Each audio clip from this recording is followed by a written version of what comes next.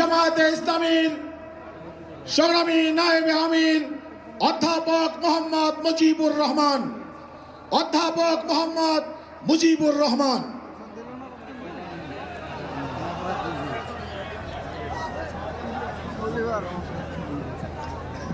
ইন্নাল হামদুলিল্লাহ ওয়াসসালাতু ওয়াসসালামু আলা রাসূলিল্লাহ।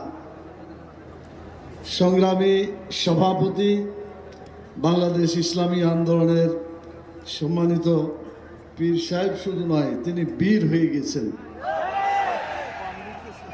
বাংলাদেশ জামাত ইসলামীর দাঁড়িপাল্লা আর ইসলামী আন্দোলনের হাত পাখা এক জায়গায় করতে পেরে উনি মহাবীরে পরিণত হয়েছেন।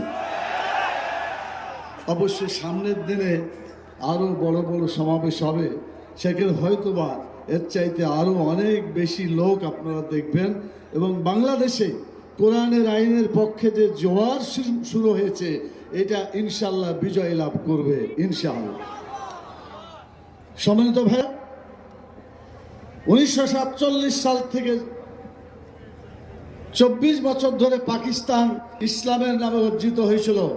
আপনারা বলেন, ইসলামের নামে পাকিস্তান হওয়ার পরে সেই পাকিস্তানে কোরআনের আইন চালু হয়েছিল? যদি বলেন হয়েছিল, ইসলামী আইন তারা চালু করে নাই, বরং ইসলামের সাথে গাদ্দারি করার কারণে সে দেশটি টিকে থাকতে পারে না। 1971 থেকে 2024 54 বছর যে আন্দোলন, 54 বছর যে দৃশ্য আমরা দেখেছি, তারা অনেক কথা বলেছে, কিন্তু দেখা গেছে তারা ইসলামের বিরুদ্ধে অবস্থান নিয়েছে। ইসলামের একাত্ম যা ছিল তাও বিতাড়িত করেছে। একটু আগেই শুনেছেন, আল্লাহর প্রতি আস্থা, সকল কাজের জন্য আল্লাহর প্রতি ঈমান এবং আস্থা যেটা সংবিধানে ছিল, বিগত স্বৈরাচার সরকার, ফ্যাসিস্ট সরকার সেটাও বিদায় করে দিয়েছে। কথা ঠিক কিনা বলে?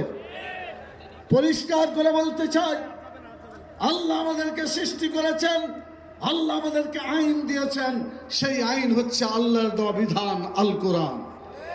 যতদিন পর্যন্ত আল কোরআনের আইন আমরা আমাদের ব্যক্তি, পরিবার, সমাজ এবং রাষ্ট্র জীবনে বাস্তবায়িত করতে না পারবো, ততদিন আমাদের জীবন থেকে অশান্তি, দুঃখ যাবে না। আমাদের কপাল পুড়ছে এবং পুড়তেই থাকবে।